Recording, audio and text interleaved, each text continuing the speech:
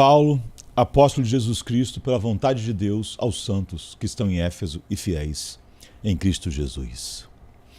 Em O Senhor dos Anéis, há um momento decisivo que não envolve batalha, espada ou fuga. Envolve visão.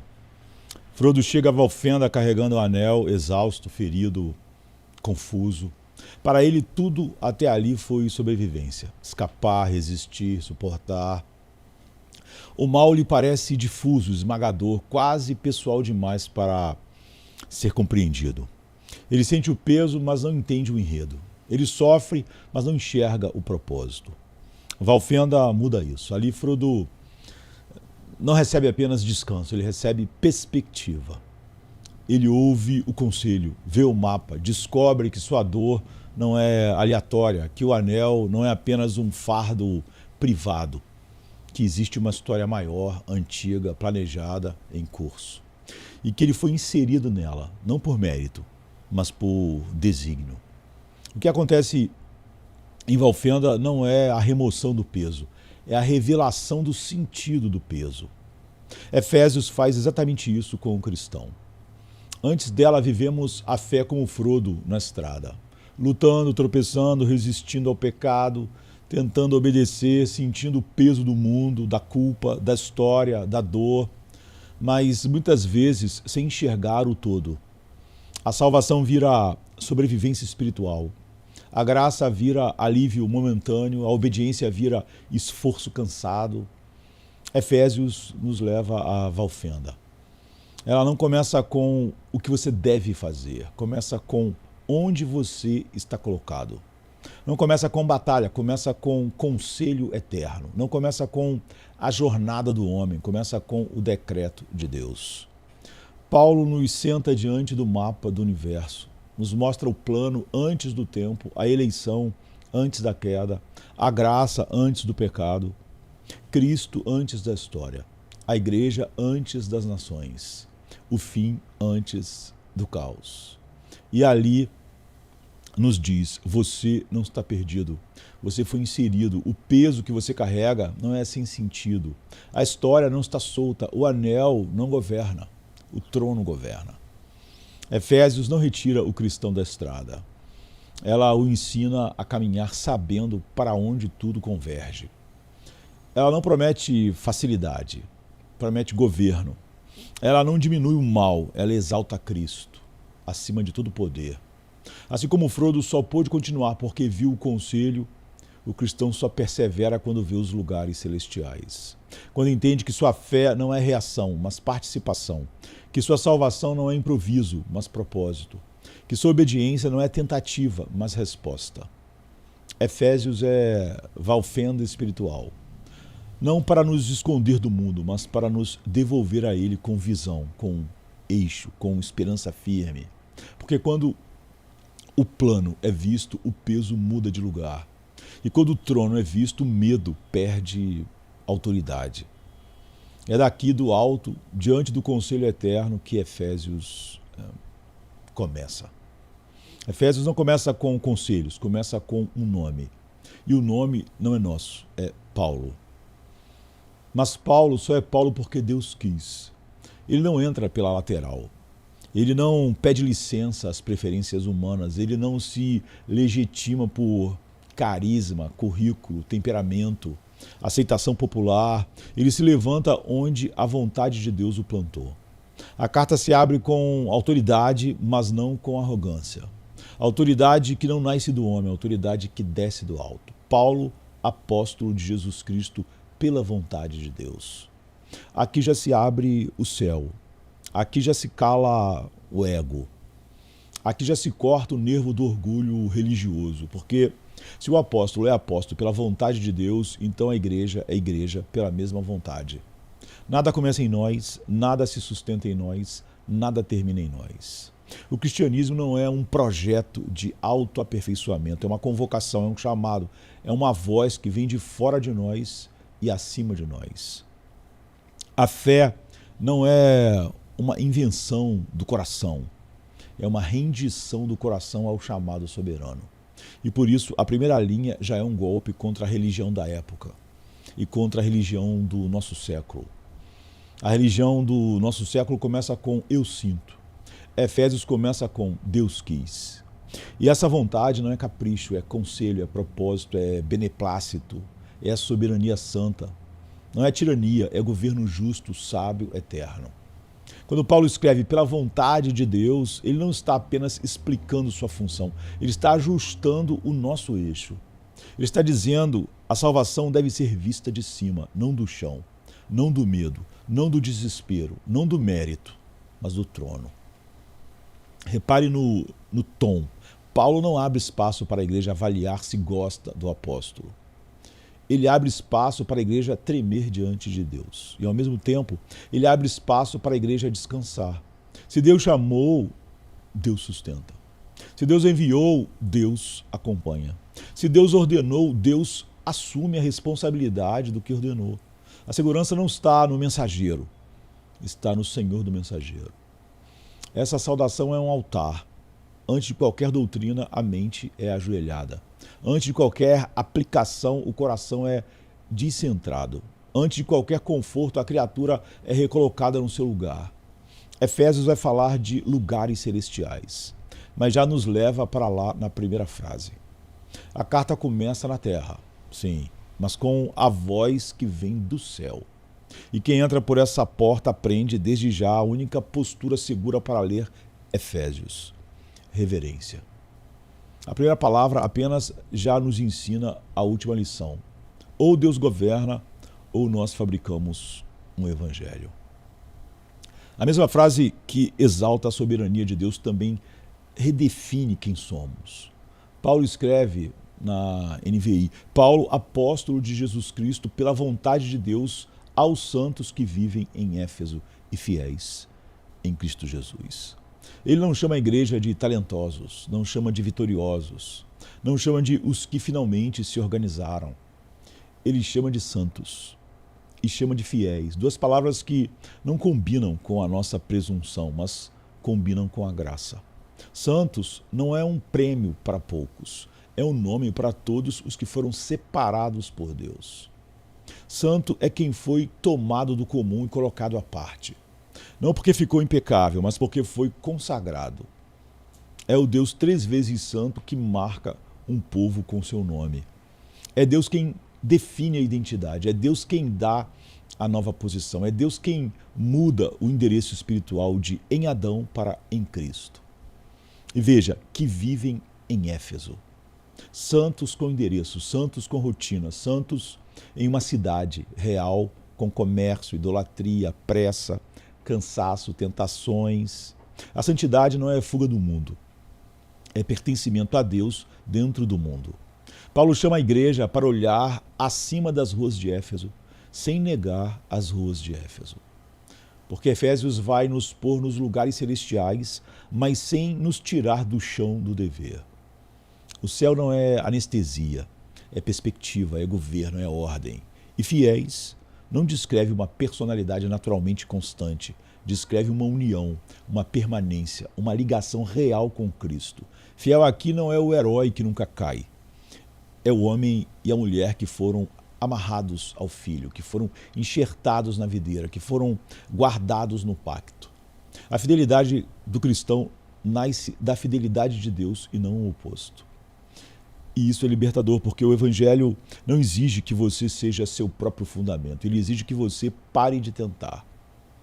Paulo põe duas coisas lado a lado: santidade e fé, separação e confiança, pureza e dependência. Isso é cristianismo bíblico. Não é moralismo, não é licença para a vida pecaminosa, não é faça melhor, também não é não importa, é você pertence. E porque pertence, você caminha, você obedece, você se arrepende, você luta. Mas luta como quem já foi nomeado, como quem já foi selado, como quem já foi levado pela graça para dentro de Cristo. Note o detalhe final: em Cristo Jesus. Aqui está o chão firme de Efésios. Tudo será dito a partir daí. A saudação não é etiqueta, é sentença de identidade. Deus diz quem você é antes que você tente agir. Depois de colocar Deus no início, Paulo coloca Deus no centro do cumprimento.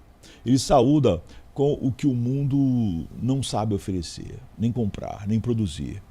Ele diz na NVI: a vocês graça e paz da parte de Deus nosso Pai e do Senhor Jesus Cristo. Não é mero desejo educado, é anúncio. A bênção declarada a um povo é bênção declarada a um povo que pertence a Deus. E note o plural, a vocês. A graça não é apenas para a interioridade privada, é para a assembleia, é para o corpo, é para a igreja, que aprende a respirar junto, a ouvir junto, a dobrar o joelho junto. Deus não salva átomos soltos, Deus forma a família. Graça vem primeiro, sempre, porque sem graça não há paz. Paz não é silêncio de circunstância. Paz não é alívio psicológico temporário. Paz na Escritura é reconciliação, é guerra terminada, é culpa removida, é o coração antes inimigo, agora recebido. Mas isso não nasce do nosso esforço, nasce da graça. Graça é a iniciativa soberana de Deus em favor do indigno. É o favor imerecido que não pede pré-requisitos, é a mão que alcança o morto e o chama de vivo. É o amor que não encontra beleza e por isso mesmo cria beleza. E observe a fonte, da parte de Deus, nosso Pai. Efésios não nos entrega um Deus vago, entrega um Pai. Um Pai que não é projeção da carência humana, mas o Pai do Senhor Jesus Cristo. Um Pai que planeja, escolhe, predestina, decreta, dá, governa. Um Pai santo, um Pai soberano, um Pai que não muda, um Pai que não negocia a sua glória, mas que compartilha a sua graça. E observe o mediador, do Senhor Jesus Cristo. Não existe graça fora dele, não existe paz longe dele. O Pai não derrama paz por cima da cruz, como se a cruz fosse detalhe. O Pai dá graça por meio do Filho, e o Filho dá paz por meio do sangue. Quando Paulo escreve Senhor, ele está confessando o trono. Quando escreve Jesus, ele está confessando a encarnação. Quando escreve Cristo, ele está confessando unção e ofício. E numa saudação simples, ele já está pregando: o Deus que reina é o Deus que salva. Essa saudação é liturgia em miniatura. É o povo de Deus recebendo de novo o que não pode fabricar. E toda dádiva exige uma resposta: adoração. Quando a graça desce do Pai por meio do Filho, a paz não é sensação, é certeza que sustenta o coração. Há textos que aceitam ser explicados. Efésios exige ser recebido em adoração. Há verdades que suportam um tom neutro. Efésios não suporta, porque quando a revelação sobe aos lugares celestiais, a linguagem fica curta. Quando a graça é vista do alto, a voz do homem perde o controle. E isso não é fraqueza, é lucidez. O problema do nosso século não é falta de palavras, é excesso de frieza. A igreja aprendeu a falar de Deus como quem descreve uma peça. Aprendeu a medir o eterno com régua psicológica. Aprendeu a tratar o evangelho como ferramenta de vida melhor. Mas Efésios vem como um trovão manso, não para entreter, e sim para recolocar Deus no centro. O texto não pede que você se identifique, ele exige que você se curve. A fé bíblica sempre soube: doxologia não é enfeite, não é parte musical da teologia. Doxologia é o resultado inevitável quando a verdade é vista como ela é. Quando Deus é confessado como Deus, santo, soberano, eterno, autossuficiente, o coração perde o direito de ser o tema. E o homem moderno detesta isso. Ele quer um Deus útil. Efésios entrega um Deus absoluto. Por isso a epístola não é comedida. Ela não é morna, ela não é tímida. Paulo empilha termos porque tenta tocar o que não cabe em termos. Glória sobre glória, bondade sobre bondade, propósito sobre propósito. E ainda assim fica faltando, porque o assunto é Deus salvando pecadores em Cristo, segundo o conselho eterno da sua vontade. E nenhum vocabulário humano alcança essa altura. Quem tenta domesticar Efésios transforma culto em aula. E aula sem culto produz orgulho, conhecimento sem tremor. Mas o objetivo do texto não é produzir pessoas bem informadas, é produzir santos quebrantados. mentes iluminadas, corações rendidos, línguas que aprendem a louvar de novo. Efésios é coroa porque coloca o evangelho na sua proporção real. Não um ajuste, mas um universo. Não um remendo, mas um reino. Não um consolo momentâneo, mas um decreto eterno executado no tempo. Quando Deus é grande, a linguagem fica pequena. E esse encolhimento é o começo da adoração. Se você entra em Efésios sem chave, você tropeça na porta, porque o texto fala como quem já está no céu.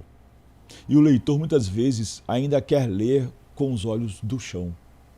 Há 3 palavras que funcionam como trilhos: glória, mistério, riquezas. Elas não são slogans, são lentes. São a gramática da epístola. Glória não é um brilho abstrato. Glória é Deus sendo Deus, sem concorrência, sem revisão, sem ameaça. Glória é o peso do ser divino. É a majestade que não precisa provar nada. Quando Efésios fala de glória, ele nos tira do centro e nos coloca diante do trono. E o coração aprende uma coisa: Deus não existe para validar a criatura. A criatura existe para magnificar Deus. Mistério não é confusão. Mistério é profundidade revelada. É plano eterno que esteve oculto e agora foi aberto pela palavra e pelo Espírito. Mistério não é o que Deus esconde para nos frustrar. É o que Deus revela para nos humilhar e consolar. Humilhar porque não fomos nós que descobrimos. Consolar porque não depende de nós para funcionar. Mistério é Deus dizendo: eu sei o que faço mesmo quando você não vê. E riquezas não são migalhas. Riquezas não são o suficiente para sobreviver. Riquezas são abundância, superabundância.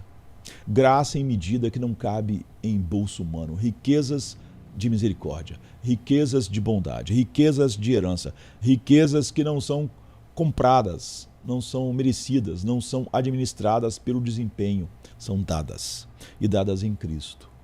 Glória, mistério, riquezas. Deus no alto, Deus no conselho eterno, Deus derramando graça como quem abre o oceano. Se você tira essas 3 chaves, Efésios vira moralismo sofisticado, vira motivação com vocabulário religioso, vira faça melhor. Mas com essas chaves, Efésios vira o que é: visão panorâmica do método de redenção de Deus em Cristo, vista dos lugares celestiais, para que o coração seja reeducado na reverência. Aqui o Evangelho não é um concerto, é um mundo novo. O Evangelho não é um concerto, é um oceano. Quem tenta medi-lo com um copo perde o próprio mar. Existe um perigo silencioso: ler o santo como se fosse comum. Não negar com a boca, mas banalizar com a postura. O coração moderno é especialista em normalizar o eterno. Ele transforma mistério em informação, transforma a glória em tema, transforma a graça em conteúdo. E quando isso acontece, a Bíblia continua aberta, mas a alma continua fechada. O texto passa pelos olhos, mas não atravessa o orgulho. Efésios, porém, foi dado para quebrar essa anestesia. Ele nos ensina a reverência de novo. Ele nos obriga a levantar os olhos. Ele exige que a igreja pare de começar por si. Por isso, logo no primeiro passo, ele coloca o leitor diante de uma realidade simples e devastadora. Deus é Deus e nós não somos. O apóstolo escreve como quem está sob o peso do assunto, e a igreja deve ouvir do mesmo modo, não como quem consome, mas como quem recebe. A leitura aqui é ato de culto, porque o conteúdo não é ideia, é governo, é vontade, é propósito, é Cristo exaltado acima de todo nome. E isso não pode ser tratado como postagem. O texto pede um tipo de silêncio interior, um silêncio vazio, silêncio cheio de temor, o tipo de silêncio que diz: Senhor, fala, porque eu sou criatura. O tipo de silêncio que mata o impulso de opinar sobre Deus, como se Deus fosse pauta. Efésios não oferece espaço para o ego avaliar o Evangelho. Ele oferece espaço para o ego ser crucificado por ele. E, paradoxalmente, é aí que vem a consolação. Porque quando Deus volta ao centro, o homem sai do cativeiro de si mesmo.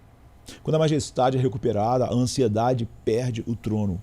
Quando a soberania é vista, a história deixa de ser um caos sem mãos. Quando Cristo é contemplado como cabeça e rei, a igreja deixa de ser clube e volta a ser corpo. Mas tudo isso se perde se o leitor entrar com pressa, se entrar como consumidor, se entrar como juiz. Efésios não é lido bem quando é entendido apenas. É lido bem quando nos coloca de joelhos.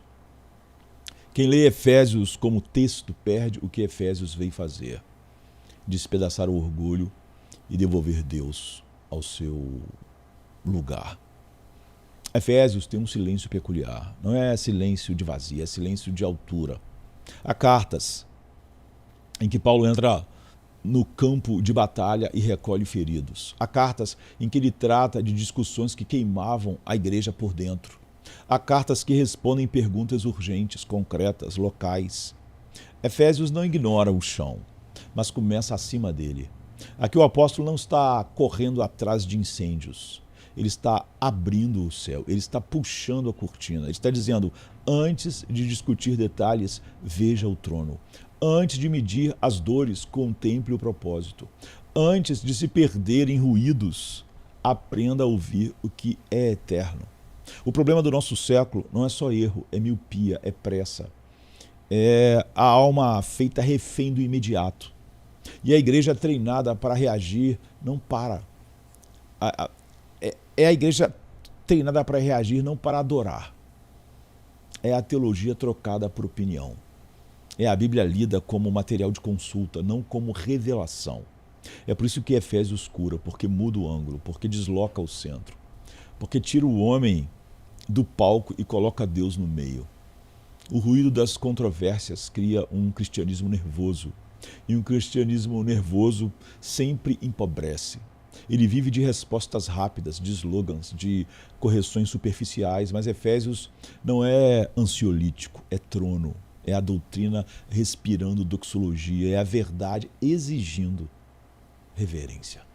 Quando você sobe, as coisas mudam de tamanho. O inimigo ainda é real, a luta ainda dói, o pecado ainda assombra, mas nada disso é maior do que o governo de Deus.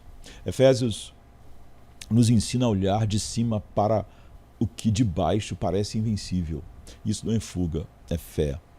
Fé não é negar o caos, é recusar que o caos seja o rei. Fé é se ajoelhar onde o mundo grita. Fé é deixar que o céu interprete a terra. Efésios nos treina nisso. Ele nos dá, primeiro, o mapa das controvérsias. Ele nos dá o panorama. Ele não nos dá primeiro o mapa das controvérsias. Ele nos dá o panorama do propósito. E quando o propósito se torna grande, o ruído perde o poder de dominar o coração. A alma adoecida precisa menos de barulho e mais de altitude. Efésios não apresenta a salvação como reação, apresenta como conselho, como intenção eterna, como obra planejada, executada, aplicada, consumada. Isso desmonta o nosso instinto mais comum. Nós queremos que Deus responda ao que fazemos. Efésios nos obriga a aceitar o inverso. Nós existimos dentro do que Deus faz.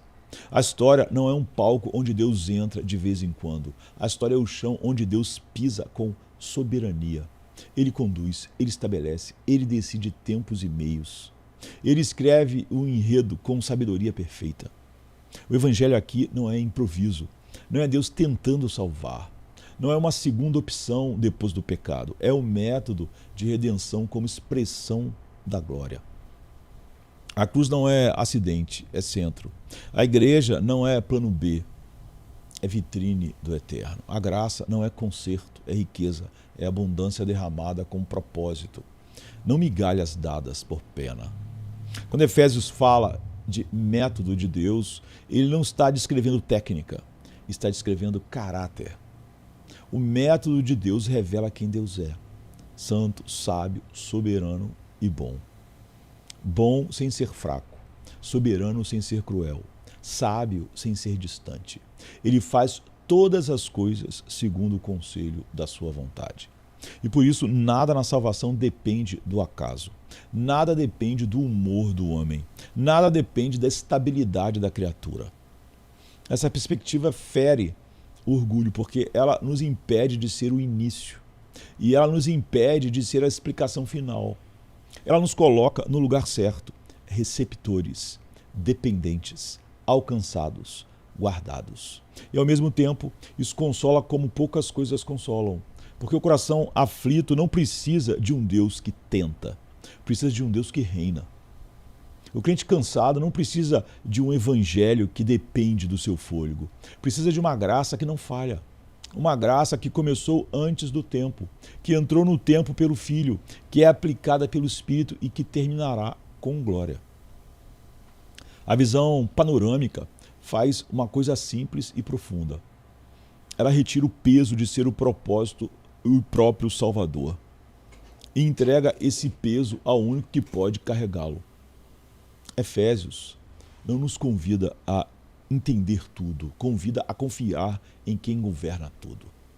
Se Deus planejou, a graça não falha e o coração pode descansar. Há uma beleza santa na diversidade das Escrituras.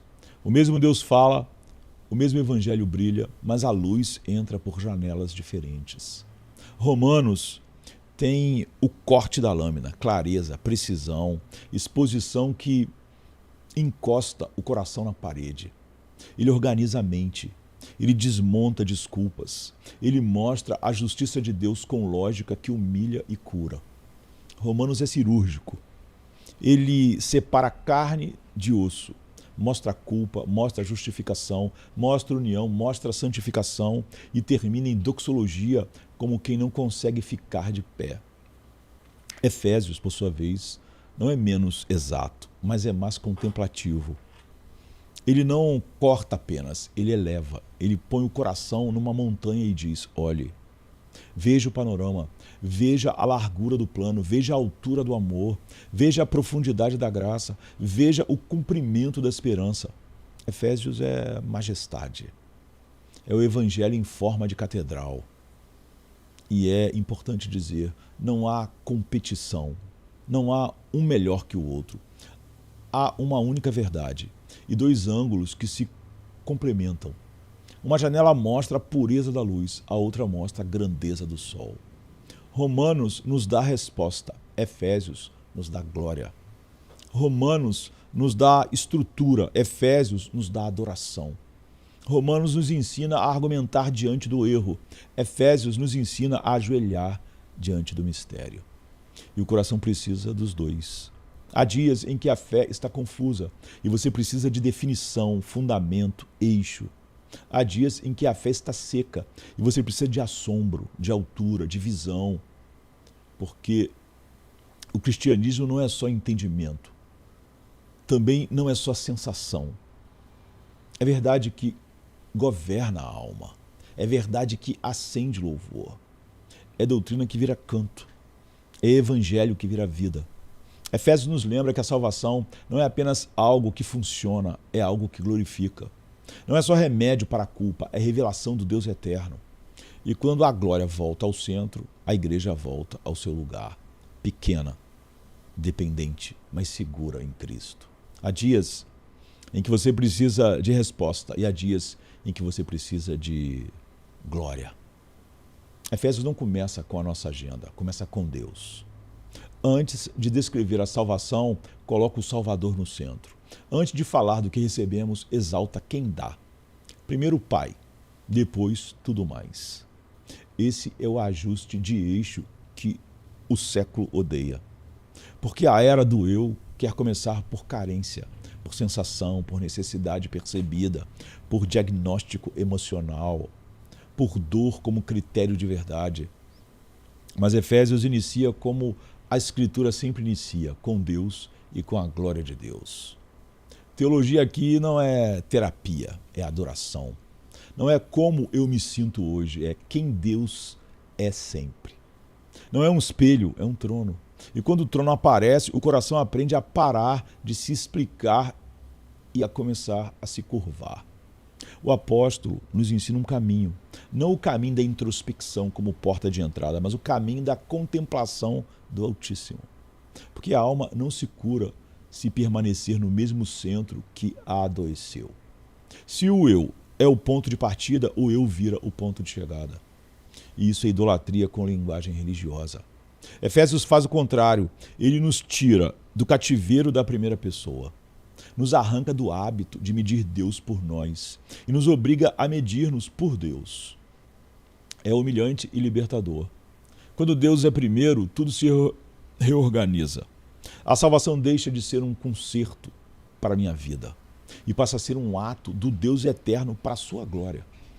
A graça deixa de ser um acessório para a minha autoestima e passa a ser o favor soberano que levanta mortos para o louvor do Pai. A igreja deixa de ser palco para a minha utilidade e passa a ser o templo para a manifestação da sabedoria divina. Efésios não alimenta o ego. Ele o desarma, ele o desloca, ele o destrona. Porque só existe cristianismo quando Deus é Deus e o homem volta a ser criatura. O eu é um péssimo Deus e Efésios vem destroná-lo. Há uma doença que se veste de espiritualidade.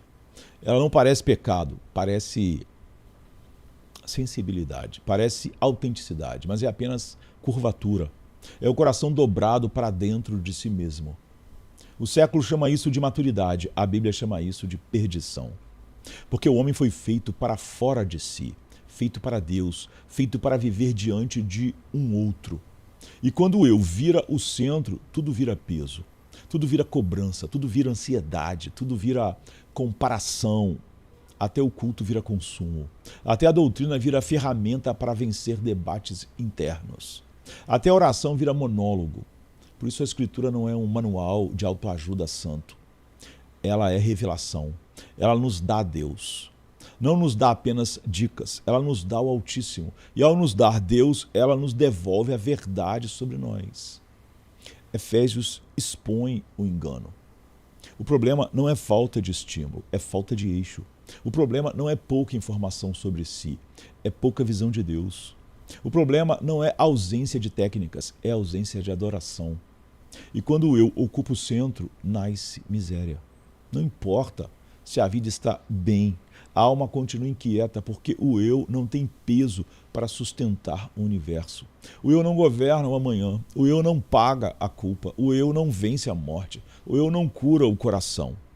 O eu apenas exige e nunca se satisfaz. Efésios nos trata como a palavra sempre trata, levantando o rosto, tirando o olhar do umbigo, rompendo a prisão do sentimento como soberano e colocando diante de nós a grande realidade. Deus é Deus, Ele reina, Ele planeja, Ele salva, Ele conduz, Ele une todas as coisas em Cristo. E Ele faz isso sem pedir licença às nossas crises. Isso não diminui a dor do cristão, mas diminui o cristão diante de Deus. E essa é a cura. Porque a alegria nasce quando o centro muda, quando a prioridade volta ao lugar, quando a vida deixa de ser uma tentativa de se manter de pé por dentro e passa a ser uma rendição ao que é firme por cima.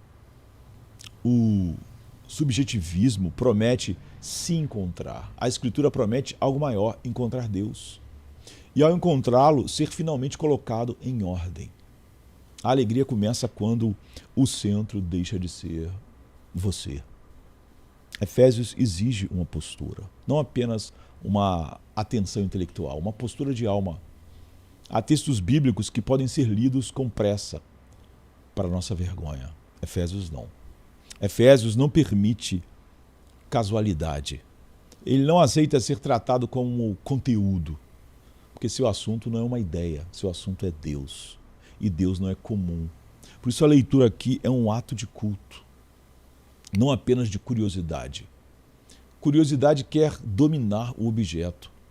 Reverência quer se curvar diante do objeto. Curiosidade abre o texto para sentir-se competente. Reverência abre o texto para sentir-se pequeno e seguro.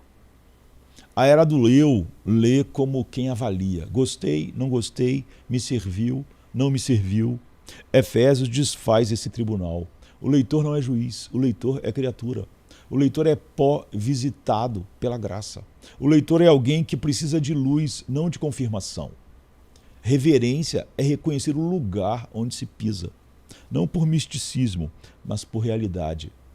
O Deus que Efésios revela é santo, e quando o santo se aproxima, a vaidade cai. A linguagem fica humilde, o coração fica quieto e a mente aprende a dizer não sei, sem desespero, não entendo, sem rancor, não abarco, sem rebelião. Porque fé não é controlar o mistério, fé é adorar no mistério. Efésios fala do conselho eterno, da eleição, da adoção, da redenção pelo sangue, do selamento do Espírito, da igreja como corpo e templo, dos poderes submetidos ao Cristo exaltado. E dessas alturas ele nos reeduca. Você não lê isso como lê qualquer coisa, você lê isso como quem entra num santuário. A falta de reverência não é apenas um defeito de temperamento, é uma falha teológica, é esquecer quem Deus é reduzir o Altíssimo ao tamanho da nossa pressa, é transformar glória em assunto e mistério em debate. Mas quando a reverência volta, algo muda. A graça não vira barata, a cruz não vira símbolo, a igreja não vira clube, Cristo não vira recurso, tudo volta ao peso certo. E o coração aprende, de novo, a tremer e confiar ao mesmo tempo. Só entende a graça quem aprendeu a tremer diante da glória. Há uma frase que abre a carta como um selo de fogo, não? Na NVI, Paulo, apóstolo de Cristo Jesus, pela vontade de Deus. Não é detalhe, é fundação, é a raiz que sustenta o tronco inteiro de Efésios, pela vontade de Deus. Significa que a obra não começa no chão, começa no alto, começa no conselho eterno, começa na liberdade santa de Deus, que não pede permissão à criatura. Paulo não diz, eu senti um chamado. Ele não diz, a igreja me reconheceu. Ele não diz, eu construí uma plataforma. Ele diz, pela vontade de Deus. Isso quebra duas idolatrias de uma vez. A idolatria da autopromoção e a idolatria do aplauso. O nosso século ama autoridade que nasce de carisma. Ama ministério que nasce de marketing. Ama vocação que nasce de desejo. Mas o evangelho começa com outra lógica, a lógica do trono. Deus chama quem não se chamou. Deus envia quem não se enviou. Deus estabelece quem não se estabeleceu. E quando Deus estabelece, ele não está apenas autorizando uma função, ele está declarando o seu modo de agir. Porque o mesmo Deus que faz um apóstolo, faz um cristão, pela vontade dele.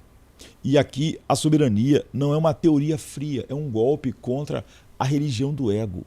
Porque o ego quer ser origem, quer ser causa, quer ser fundamento. Efésios o desmente na primeira linha. Se Paulo é apóstolo pela vontade de Deus, então a fé não é um troféu humano, é dom, é chamado, é ressurreição. É Deus interrompendo a noite e dizendo, haja luz. Esse começo nos cura do hábito de negociar com Deus, de deixar Deus entrar se o meu coração permitir, de dar uma chance ao Evangelho, de aceitar Jesus como se o céu estivesse esperando o nosso parecer. Efésios nos coloca no lugar certo, o lugar de criatura, o lugar de dependência, o lugar de reverência. E quando esse eixo retorna, o coração respira. Porque se Deus chama, Deus sustenta. Se Deus ordena, Deus acompanha. Se Deus envia, Deus responde pelo que enviou. O Evangelho não nasce do seu sim, nasce do decreto divino. A frase pela vontade de Deus não é apenas sobre Paulo. Ela é uma janela para o modo como Deus salva. E Efésios insiste, a salvação é inteira de Deus, em geral e em particular. Em geral porque Deus é a fonte, o Pai planeja, o Filho realiza, o Espírito aplica. Nada é improviso, nada é acidente, nada é remendo, tudo é propósito. Em particular porque Deus não salva um conceito, ele salva pessoas, ele salva nomes, ele salva histórias reais, sem depender do orgulho dessas histórias. Deus não apenas desenha um mapa, ele conduz o viajante. Ele não apenas declara o caminho, ele carrega o morto e o coloca nele. O coração moderno quer um evangelho de ajuda, um evangelho de reforço, um empurrão moral, uma motivação nova para velhos hábitos, mas Efésios nos treina a falar com as palavras corretas. Graça não é assistência. Graça é ressurreição. Graça é passagem da morte para a vida. Graça é Deus entrando no túmulo e chamando pelo nome. Por isso, pela vontade de Deus, humilha o homem e exalta a misericórdia. Porque se Deus não quisesse, ninguém seria salvo. Se Deus não decidisse, ninguém creria. Se Deus não chamasse, ninguém responderia. O pecado não é uma gripe espiritual. É morte. E morte não coopera. Morte é vencida. Aqui a soberania não rouba consolo, ela o cria. Porque se a salvação nascesse do meu humor, eu estaria perdido. Se dependesse da minha constância, eu cairia. Se firmasse no meu desempenho, eu não teria paz. Mas se Deus escolhe, ele não erra. Se Deus predestina, ele não muda de ideia. Se Deus chama, ele não chama para abandonar. Se Deus começa, ele termina. Porque Deus não constrói para ver desmoronar. Ele edifica para habitar. Isso produz uma obediência limpa, sem barganha, sem pânico, sem teatro. O homem salvo não obedece para ser aceito. Ele obedece porque foi aceito. Ele luta não para criar segurança, mas porque recebeu segurança. Ele se arrepende não para comprar misericórdia, mas porque foi tocado por misericórdia. Essa é a beleza reformada. Deus é tão soberano que consegue salvar pecadores reais. E tão gracioso que salva sem dever nada a eles. E tão fiel que não os solta no meio do caminho. Se a salvação depende de Deus, então ela é tão firme quanto o próprio Deus.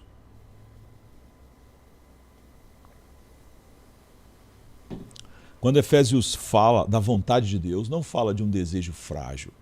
Fala de conselho, fala de propósito, fala de governo, fala do rei. A providência não é poesia para decorar sofrimento. Providência é o trono em operação. É Deus conduzindo a história sem tropeçar na história. É Deus escrevendo sem pedir tinta ao acaso. O mundo chama isso de caos, mas Efésios nos ensina a chamar de palco. Palco da soberania, palco do juízo, palco da redenção. Deus não é um espectador ansioso. Deus não está reagindo a crises. Deus não está recolhendo os cacos do que o homem quebrou, como se o pecado tivesse surpreendido o céu. O pecado é real, a maldade é real, o diabo é real, mas Deus é mais real ainda. E o seu conselho não é ameaçado por rebeliões. Isso não torna o mal bom, isso não transforma trevas em luz, isso não chama pecado de virtude, mas declara que o mal não governa, que as trevas não têm coroa, que a história não está sem direção. A soberania de Deus é o antídoto para o desespero, porque o desespero nasce quando o coração conclui: ninguém está no comando. Efésios responde: Deus está, sempre esteve, sempre estará. E quando você crê nisso, a ansiedade perde o trono. Você continua chorando, continua lutando, continua carregando cruz, mas agora com chão, com eixo, com sentido. Você aprende a não interpretar a vida apenas pelo que vê, porque o visível é só a superfície. E Efésios nos chama aos lugares celestiais, o lugar onde o propósito se enxerga, onde a consumação se antecipa, onde o Cristo exaltado não é ideia, é Senhor. O conselho da vontade de Deus não é uma doutrina para debates vazios, é uma lâmpada para a noite, é uma âncora para o mar, é um escudo contra a sensação de abandono. Se Deus governa, então o sofrimento não é soberano. Se Deus governa, então a igreja não é órfã. Se Deus governa, então a última palavra não pertence aos inimigos, pertence ao Cordeiro no trono. Isso muda o jeito de andar. O cristão caminha com temor e com descanso, com vigilância e com paz, porque sabe, nada está solto. O que parece caos aos homens é palco para a soberania. Predestinação não é um tema para curiosidade, é um tema para joelhos. Quando Paulo fala do propósito eterno, ele não abre um seminário frio, ele abre um santuário. Ele não acende a lâmpada da vaidade intelectual, ele acende o fogo do louvor. O coração carnal quer usar doutrina como espelho, quer ver a si mesmo mais esperto, quer vencer discussões, quer possuir Deus como conceito, mas Efésios não nos dá Deus como conceito. Efésios nos dá Deus como Deus. E quando Deus se revela em sua soberania, a criatura aprende duas coisas: humildade e segurança. A eleição não foi dada para inflar a mente, mas dada para quebrar o orgulho. Porque se a salvação começou antes de você, ela não pode terminar em você. Se o decreto é eterno, a glória não é humana. Se o amor escolhedor é anterior ao seu primeiro suspiro, então você não tem do que se vangloriar. Você não é a causa, você é o alcançado. Você não é o autor, você é o resgatado. E ao mesmo tempo, essa verdade preserva a esperança. Porque o mesmo Deus que escolhe é o Deus que guarda. O mesmo Deus que chama é o Deus que sustenta. A predestinação não é um carimbo impessoal. É a assinatura do Pai sobre o destino dos seus. É o sim divino que antecede o nosso sim, para que o nosso sim seja possível, não como mérito, como fruto. E o alvo é a adoração, não é vaidade, não é soberba disfarçada de ortodoxia. É louvor, é gratidão, é quebrantamento. Deus nos mostra o alto para que o ego pare de disputar o centro. Deus nos revela o seu conselho para que o coração pare de exigir explicações como se fosse juiz. O eleito aprende a dizer, eu não mereço. O eleito aprende a cantar, Deus é bom. E aprende a caminhar, Deus não erra. A fé reformada sabe disso. Doxologia não é enfeite, é consequência. Quando a doutrina é verdadeira, ela pesa, ela desce, ela rearruma, ela nos tira do centro, ela nos dá um centro melhor. Por isso a predestinação não é gelo, é fogo. Fogo que consome o mérito, fogo que queima a presunção, fogo que aquece o cansado, fogo que impede o desespero. Porque se Deus decidiu salvar, a graça não é tentativa, é poder. E aqui o coração se rende, a mente se curva, a língua se cala e a adoração começa. Não para explicar tudo, mas para confessar, Deus é maior e eu sou pó. E ainda assim fui amado. Amado antes, amado apesar, amado até o fim. Quem entende a graça para de negociar com o trono. Beneplácito, uma palavra que fere o orgulho e cura a ansiedade, porque ela nos impede de imaginar que Deus é movido por pressões externas, por carências internas ou por algo que ele encontrou em nós. Paulo fala de Deus propondo em si mesmo. Isso é santo, isso é grande. Isso é impossível para a mente moderna, acostumada a medir tudo por causa e efeitos humanos. Nós sempre buscamos um motivo fora de nós. Nós sempre procuramos um estímulo. Nós sempre exigimos uma razão que caiba no nosso bolso. Mas Deus não cabe. Deus não é reativo. Deus não é dependente. Deus não é negociável. O beneplácito não é arbitrariedade. É vontade sábia. É decisão justa. É propósito bom. É o prazer santo de Deus em fazer o que o glorifica e salva o seu povo. Ele não escolhe porque viu mérito. Ele escolhe porque é misericordioso. Ele não predestina porque foi convencido. Ele predestina porque é Senhor.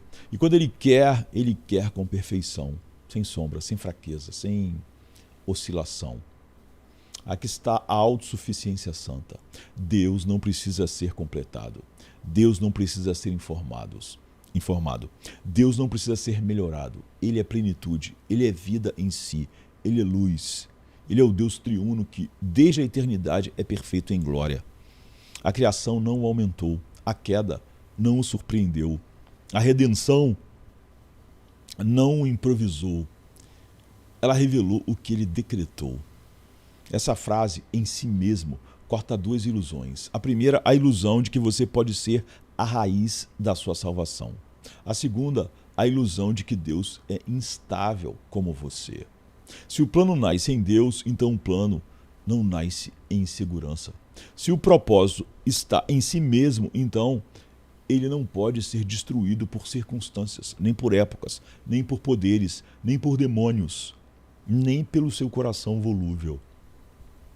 Isso não nos torna passivos, isso nos torna dependentes. Dependência não é preguiça, é fé. É parar de fingir que controla o universo. É parar de construir altares para a própria força. É aprender a viver sob um Deus que não precisa de você, mas que por graça quis você. E é aqui que a adoração fica mais séria, porque o Evangelho não é Deus ajudando um bom projeto humano.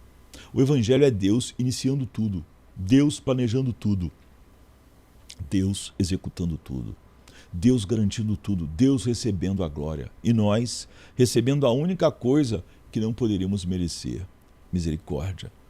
Quando você vê que o beneplácito é em si mesmo, você desce do palco, você sai do centro, você para de exigir que Deus se explique como se fosse réu, você aprende a dizer: seja feita a tua vontade, e aprende a descansar. Essa vontade é santa, é sábia, é boa. A raiz de sua salvação não está em você, está em Deus. Quando Paulo fala de herança, ele não está falando de troféu, ele está falando de dom. Herança é aquilo que você recebe porque pertence, não porque venceu, não porque provou, não porque pagou, pertenceu, foi adotado, foi incluído. Efésios insiste: fomos feitos herança e recebemos herança. As duas imagens se abraçam. Deus nos toma para si e Deus se dá a nós. Ele nos chama de povo e ele se compromete como porção. É aliança, é pacto, é amor com juramento. E o que sustenta isso não é o seu desempenho espiritual, é o propósito de Deus.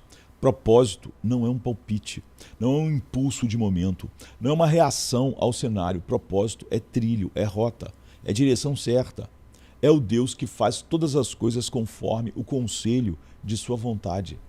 Não existe detalhe fora do alcance desse conselho. Não existe peça solta no enredo, não existe centímetro de história que escape do rei.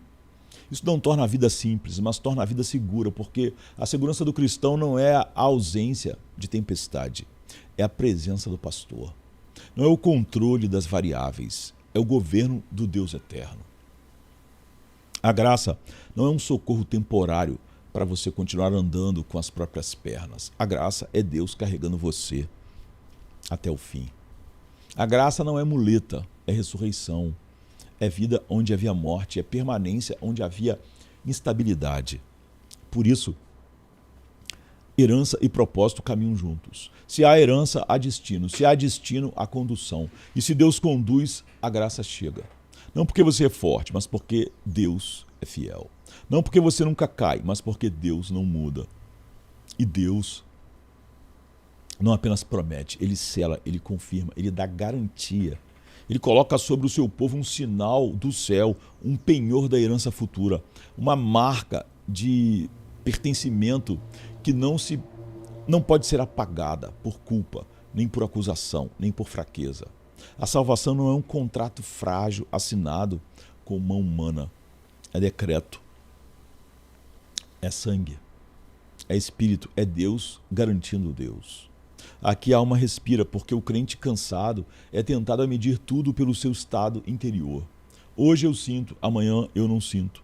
Hoje eu creio, amanhã eu tremo. Mas Efésios nos chama para fora desse pêndulo. Ele nos aponta para cima, para o decreto, para o pacto, para a mão que não larga.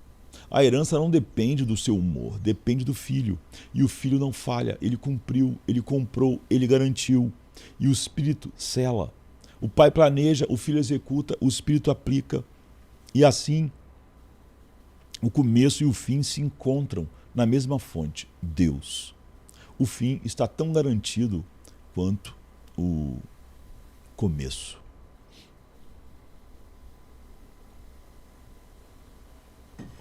Quando Paulo fala de mistério, ele não está oferecendo escuridão, ele está oferecendo altura.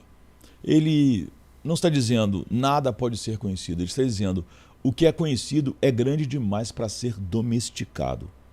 Mistério em Efésios não é confusão, é revelação de algo que estava oculto e agora foi trazido à luz.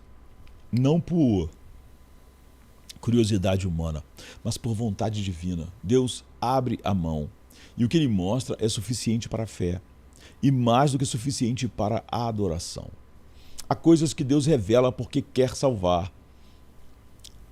E há coisas que Deus oculta porque quer preservar o temor.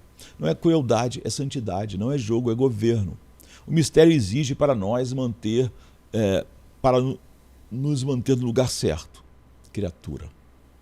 E para manter Deus no lugar que sempre foi seu, Deus. O coração moderno odeia isso, porque o coração moderno quer controle, quer previsibilidade, quer um Deus com bordas, um Deus que caiba numa régua, um Deus que responda ao nosso cronograma. Mas Efésios não tolera um Deus reduzido. Efésios não permite um Deus funcional. Efésios nos arranca do chão estreito e nos coloca diante do eterno. E o efeito imediato do mistério é esse: reverência. A fé não se alimenta apenas de respostas. A fé também se alimenta de grandeza. Porque a fé verdadeira não é só entender, é ajoelhar, é reconhecer que o céu não se curva ao nosso entendimento.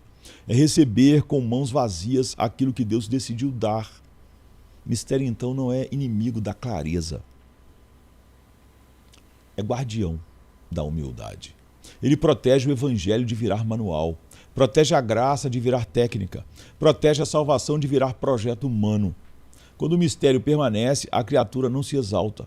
Quando o mistério permanece, Deus permanece Deus. E aqui está o ponto. O mistério da vontade não nos deixa estéreis. Ele nos deixa adoradores. Ele tira o veneno da presunção. Ele quebra a idolatria do eu entendo, portanto eu mando. E coloca no lugar um santo tremor. Deus falou, eu ouço. Efésios faz isso conosco. Porque Efésios não quer apenas informar, quer formar, quer reordenar a alma, quer reconstruir o eixo, quer devolver ao coração a postura que o pecado roubou. Temor filial. Mistério não é inimigo da fé, é alimento para a reverência. Existe um tipo de violência espiritual que parece piedosa. É quando o homem tenta encaixar Deus na mente, não para adorá-lo, mas para controlá-lo. E isso começa quase sempre com uma pergunta carregada de acusação: por que Deus é assim? E termina com uma sentença: Deus não pode ser assim. Esse é o perigo. Não é investigar com humildade, é julgar com arrogância. Não é buscar entendimento, é exigir submissão de Deus ao nosso tribunal.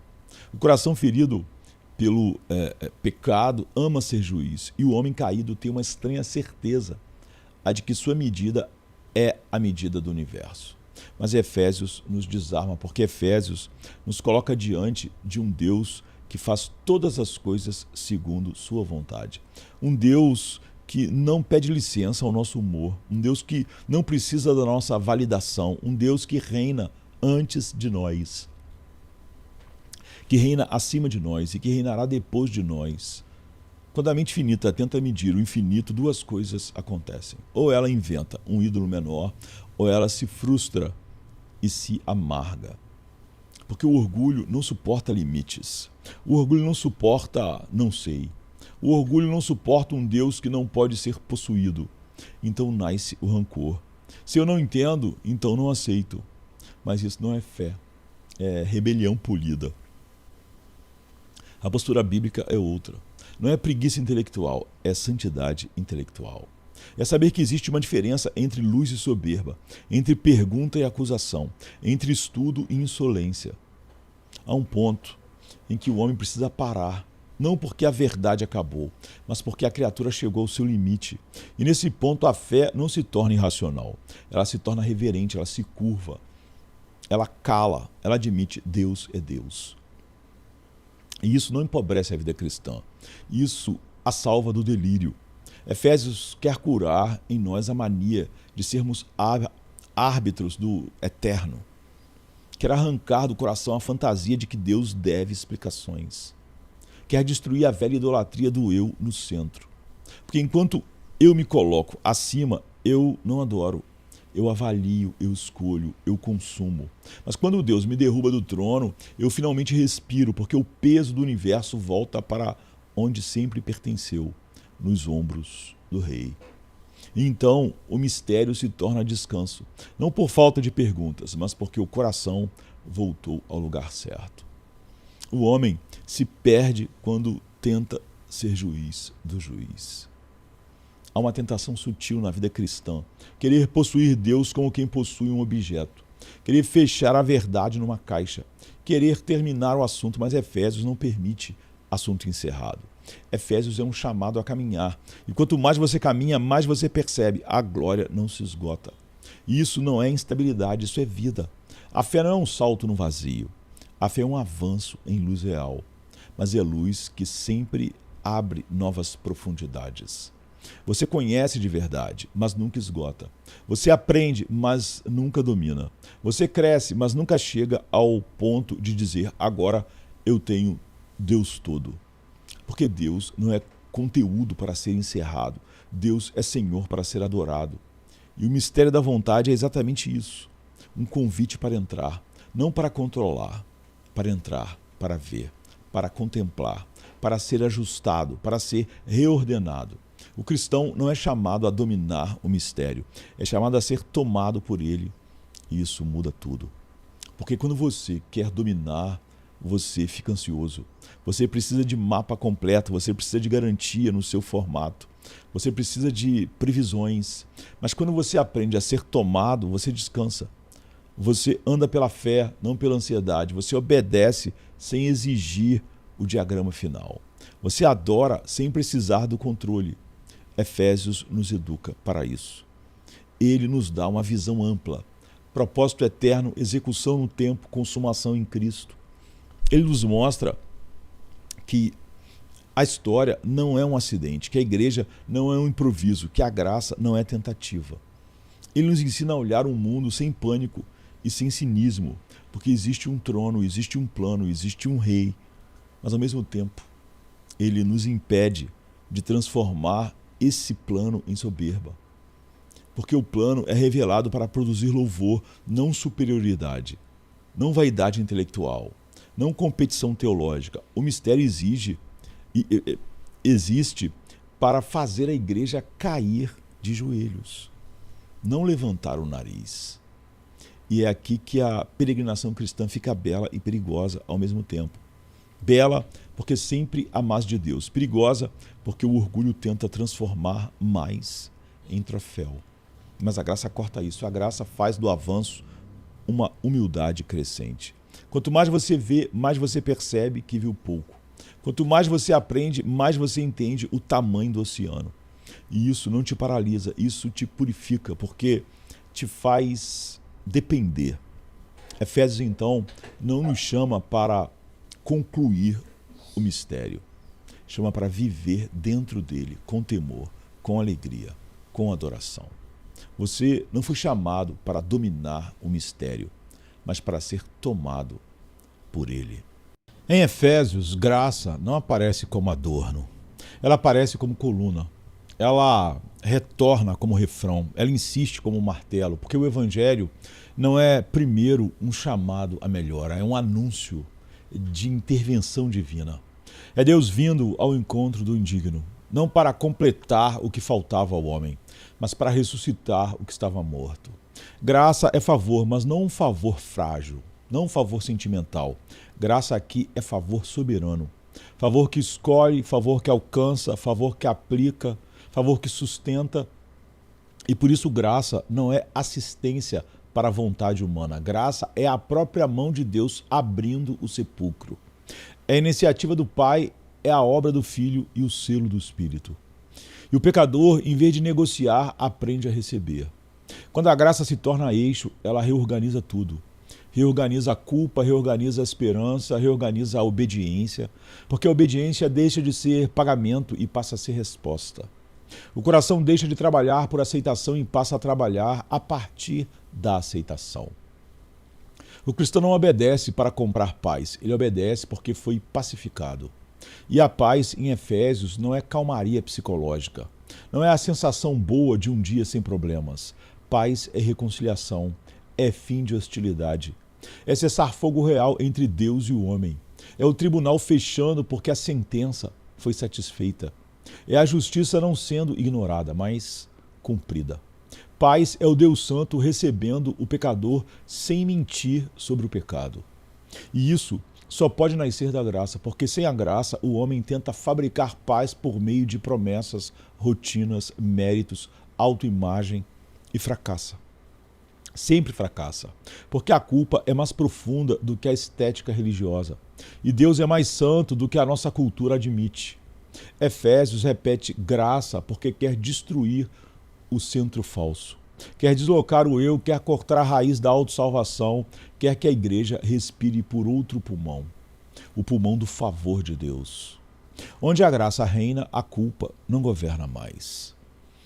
Não é só graça, é riquezas da graça. Efésios não fala como quem distribui migalhas, fala como quem abre cofres. Fala como quem mostra um oceano, porque Deus não salva com economia, Deus não salva com cálculo mesquinho, Deus não salva com medo de dar demais. A graça, quando a graça de Deus transborda, riquezas aponta para a abundância, para a superabundância, para a suficiência que não termina no meio do caminho. O pecador costuma imaginar Deus como um credor cansado, um credor que tolera, um credor que oferece o mínimo para manter o sistema funcionando. Mas Efésios rasga essa caricatura. Deus é Pai e sendo Pai, Ele dá como Deus. Ele dá com amplitude, Ele dá com plenitude, Ele dá segundo a grandeza do próprio coração santo. E a medida do dom não é a dignidade do receptor, é a glória do doador. Isso humilha e cura. Humilha porque derruba a fantasia do mérito, cura porque encerra a ansiedade. Se a graça é rica, então o perdão não é raso. Então a adoção não é provisória, então a aceitação não é instável. Então a santificação não é abandono com conselhos, é cuidado com poder, é disciplina com amor, é condução com propósito. O Evangelho não apenas limpa o passado, ele cria um novo chão, ele muda o eixo do coração, ele muda o endereço espiritual, ele muda a lógica da vida. As riquezas também expõem a nossa pobreza de visão, porque muitas vezes vivemos como se Deus fosse pequeno, como se a cruz tivesse alcance limitado, como se o Espírito fosse apenas um empurrão para dias difíceis. Efésios insiste, é riqueza, é tesouro, é herança, é plenitude, é poder operando em favor dos que creem. E por isso a vida cristã não é uma caminhada faminta, pedindo permissão para existir. É uma caminhada sustentada por reservas infinitas que vêm de Deus e retornam a Deus em louvor. A graça não te dá só perdão, ela te dá pertencimento, ela te dá acesso, ela te dá família, ela te dá esperança, ela te dá um futuro preparado e te dá hoje um coração novo para obedecer sem escravidão. A graça não te dá só perdão, te dá chão novo para viver. Efésios não pede leitura apressada, ela pede reverência, ela pede fôlego, ela pede olhos abertos, porque ela não é um folheto motivacional. É um cofre aberto, e cofres não se tratam como turismo religioso. Há uma forma de ler a Bíblia que é curiosidade, e há uma forma de ler que é culto. Efésios chama a segunda, porque Efésios não quer apenas informar a mente, quer inclinar a alma, quer iluminar o entendimento para que o coração adore. E isso inclui um verbo que muitos temem, possuir. Não possuir Deus, mas possuir pela fé os dons de Deus. Apropriar-se do que Ele prometeu, descansar no que Ele decretou, caminhar no que Ele preparou. Por isso a carta fala de riquezas, de glória, de herança, de poder, não como metáforas decorativas, mas como linguagem de realidade espiritual. A igreja precisa conhecer o que recebeu, porque ignorância espiritual produz fraqueza prática, e fraqueza prática produz uma vida curvada para dentro. Uma vida dominada por medo, uma vida incapaz de obedecer com alegria, uma vida que vive como se ainda estivesse do lado de fora. Efésios quer nos reeducar, quer tirar a igreja da lógica do pouca certeza, pouco descanso, pouca adoração, pouca esperança, e quer nos colocar na lógica do segundo Deus, segundo a sua vontade, segundo o seu propósito, segundo a sua graça, segundo as suas riquezas. Porque quando o segundo Deus governa, o segundo eu perde o trono. Isso muda até o modo de enfrentar o dia comum. Não por mágica, mas por perspectiva. A leitura vira contemplação, a contemplação vira confiança, a confiança vira obediência e a obediência vira testemunho. Não de um cristão forte em si, mas de um cristão sustentado pelo que viu em Deus. Quem não conhece seus privilégios em Cristo vive pedindo esmolas emocionais, vive oscilando entre culpa e vaidade. Mas quem enxerga as riquezas aprende a andar como filho. E o filho aprende a agradecer. E a agradecer até que o louvor se torne respiração. Quem não enxerga as riquezas vive como um mendigo dentro do palácio. Há uma expressão que governa Efésios como uma coluna invisível, uma frase que não é enfeite, é estrutura, é chão, é ar em Cristo. Não é apenas linguagem piedosa, não é uma forma bonita de dizer religião. É realidade espiritual, é união, é novo endereço, é mudança de esfera. O Evangelho não começa com um homem que decide, começa com um Deus que une. Deus não nos salva à distância, Ele nos salva em alguém. Ele nos recolhe no Filho. Ele nos coloca dentro de Cristo como quem coloca o fraco dentro de uma rocha. Proteção, pertencimento, identidade. Por isso, Efésios não diz apenas que Deus abençoa, diz que Deus abençoa nos lugares celestiais em Cristo. Não existe bênção verdadeira fora desse lugar. Porque toda dádiva do Pai vem embalada no Filho. Toda graça vem com o nome de Cristo gravado. Toda promessa chega com a assinatura do mediador. Aqui se quebra a teologia do eu, aqui morre o projeto da autonomia, porque se tudo é em Cristo, então nada é em mim. A força não está na minha estabilidade, a vida não está na minha performance, a aceitação não está na minha disciplina, a segurança não está na minha constância, está na união. A união não é metáfora, é pacto, é cabeça e corpo, é ramo e videira, é noivo e noiva, é um povo enxertado na vida do Filho, guardado pela fidelidade do Filho, conduzido pela intercessão do Filho. Ser cristão não é carregar um símbolo, é habitar uma pessoa. Isso muda tudo. Muda a forma como você lê as quedas, muda a forma como você encara a acusação, muda a forma como você luta contra o pecado, porque você não luta para entrar, você luta porque já foi colocado dentro. Você não obedece para ser aceito, você obedece porque foi aceito. Você não busca paz como prêmio, você recebe paz como consequência de estar unido ao príncipe da paz. O Evangelho não é Deus melhorando o velho homem, é Deus te tirando de Adão e te colocando em Cristo. E se você está em Cristo, você não é um caso perdido, você é um caso resgatado, você é um caso guardado, você é um caso conduzido até o fim. Fora de Cristo, até bênção vira ilusão, porque só no Filho Deus nos encontra de verdade. Há um ponto onde o Evangelho se torna inevitavelmente escandaloso, porque ele não permite um cristianismo sem custo, não permite um perdão sem justiça, não permite uma paz sem sangue. Efésios não fala de reconciliação como sentimento, fala como fato, e o fato tem preço. A Escritura, na NVI, diz: nele temos a redenção por meio de seu sangue, o perdão dos pecados de acordo com as riquezas da graça de Deus.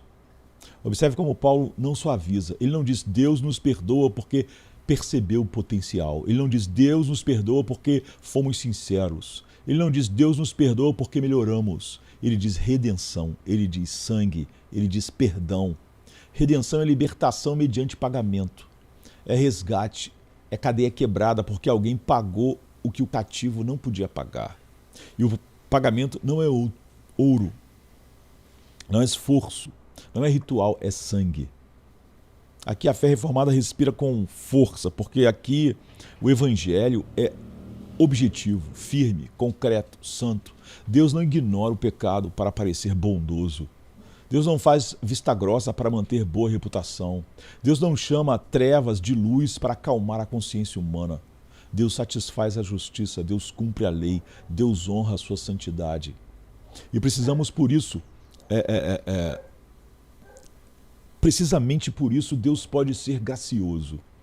A cruz não é um detalhe emotivo, é o coração do pacto.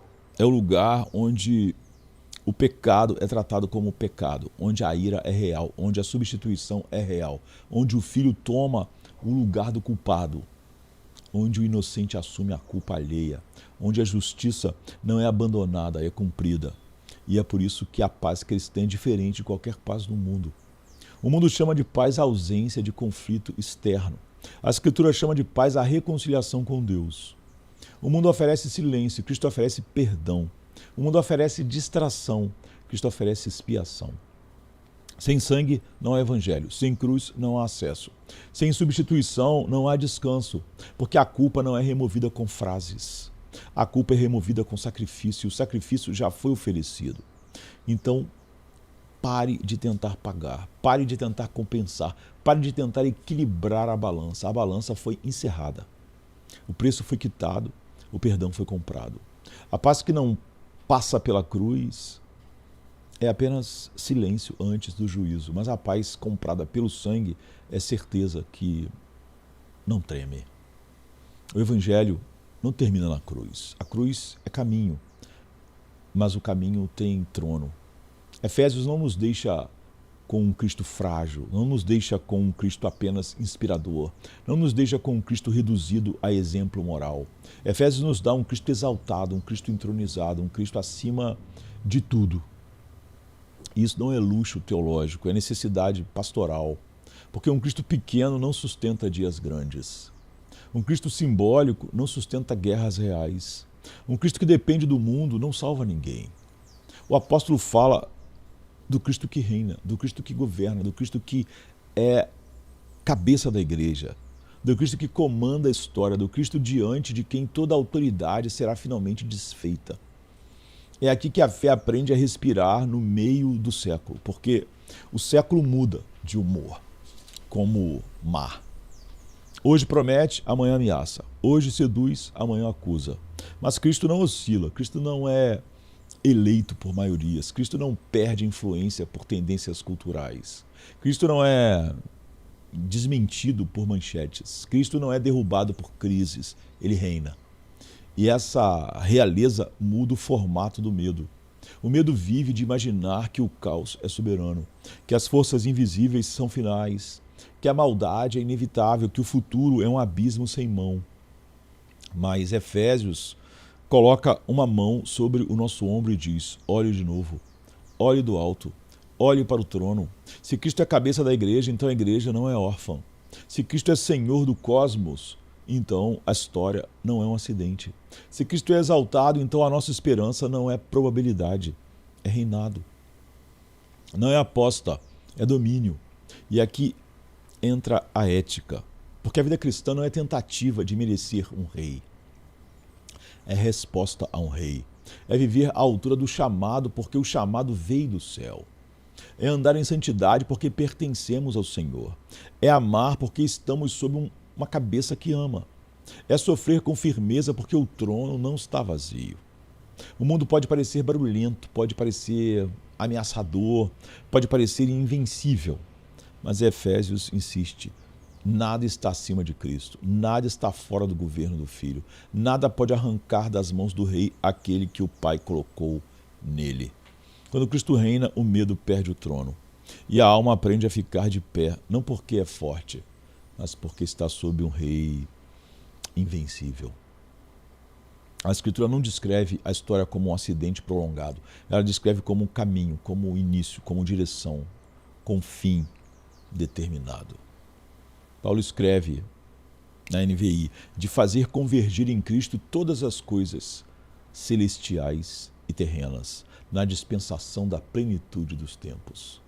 Essa frase não é poética, é arquitetônica. Ela revela o desenho do universo. A história não gira em círculos, ela avança. Não se repete sem sentido, ela caminha para uma convergência. E o ponto de convergência tem nome: Cristo. O mundo moderno imagina o fim como colapso, como dissolução, como vazio, como apagamento. Efésios corrige essa imaginação. O fim não é ausência, é presença plena. Não é dispersão, é reunião. Não é fuga da criação, é restauração da criação sob o governo legítimo do Filho.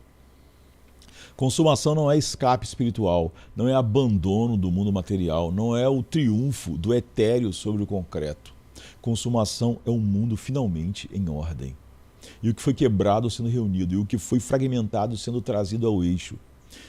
E é o céu e a terra reconciliados sob um único Senhor. Cristo não vem apenas salvar indivíduos, Cristo vem restaurar todas as coisas. Ele é o centro que o pecado deslocou. Ele é o eixo que a rebelião tentou quebrar. Ele é o Filho por meio de quem o Pai reconduz o universo ao seu propósito original. Efésios não permite um evangelho pequeno. Não permite uma salvação reduzida ao íntimo. Não permite uma esperança restrita à consciência. O plano é maior, mais largo, mais alto, mais profundo. Deus está reunindo o que o pecado espalhou, está alinhando o que o orgulho torceu, está submetendo tudo ao reinado do Filho amado. E essa visão muda o modo de viver agora, porque quem sabe para onde a história vai não entra em desespero com o presente. Quem conhece o fim não trata o agora como definitivo. Quem vê o propósito não confunde ruído com destino. O mundo não caminha para o nada, caminha para Cristo. Caminha para a manifestação pública do que já é verdade invisível. Caminha para o dia em que tudo estará sob o Filho, não por coerção injusta, mas por justiça restauradora. Efésios chama isso de esperança, não como desejo incerto, mas como certeza ancorada no decreto eterno. O fim do mundo não é vazio, é Cristo sendo tudo. Uma das maiores angústias humanas nasce do tempo, da demora, do intervalo, do ainda não. Efésios trata o tempo de forma diferente. Ele não o trata como tirano, trata como servo, servo do propósito eterno de Deus.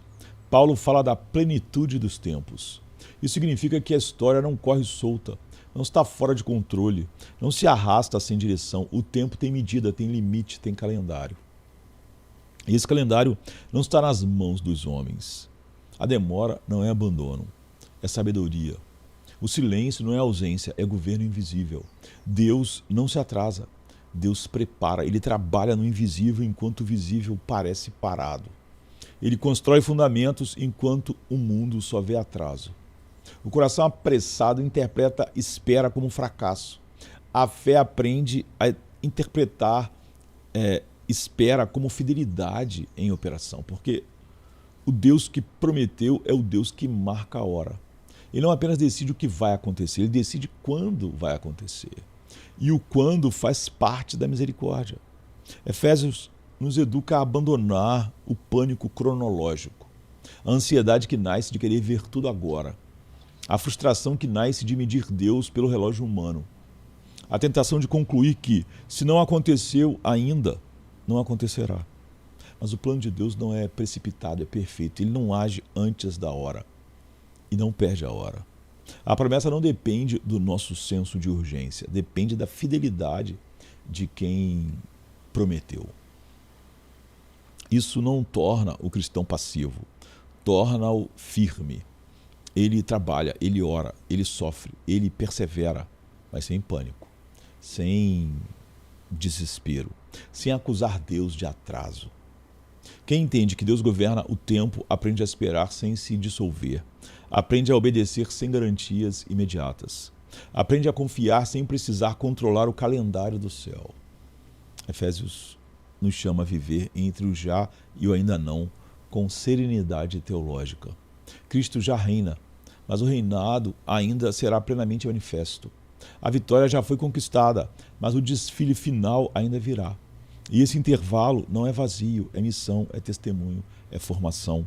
É o tempo em que Deus prepara um povo para viver à altura do reino que se aproxima.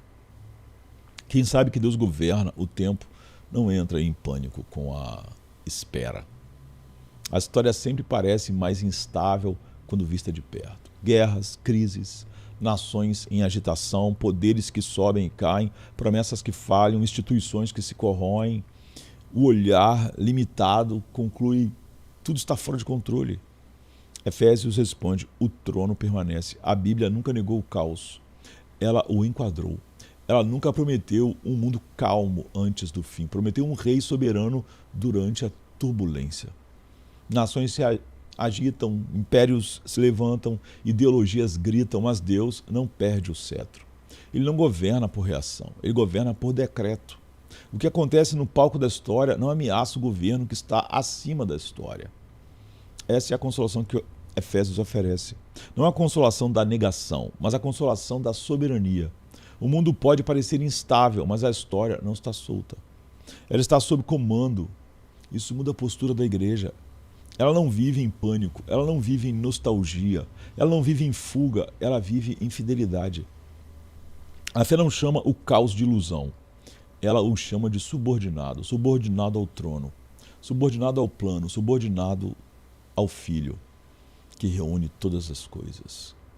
O cristão pode lamentar, pode chorar, pode sofrer, mas não precisa entrar em desespero, porque o desespero nasce quando acreditamos que ninguém está no comando. Efésios afirma o contrário. Cristo reina agora e reinará publicamente no fim.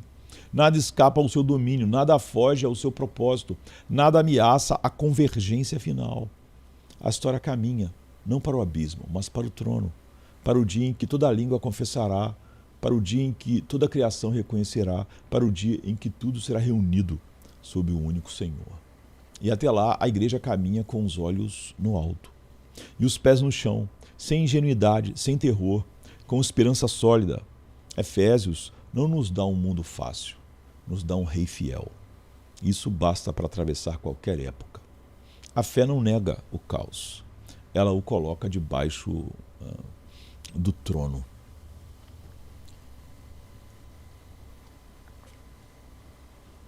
A igreja não é um acidente da história. Não é um improviso religioso, não é uma tentativa humana de manter a fé viva por meio de reuniões. A igreja é obra de Deus, obra visível do invisível. Um ato criador que nasce da cruz e se manifesta no mundo. Efésios nos obriga a olhar para a igreja não como organização, mas como nova criação. Deus não apenas perdoa indivíduos, ele forma um corpo. Ele não apenas absolve pecadores, ele congrega pecadores. E faz isso de modo que nenhuma sociologia consegue explicar, porque o material dessa construção é impossível. Pessoas que por natureza não se uniriam. O texto chama essa união de milagre, ainda que a nossa geração tente chamá-lo de tolerância. Dos dois, um. Essa frase não é uma metáfora simpática, é um veredito.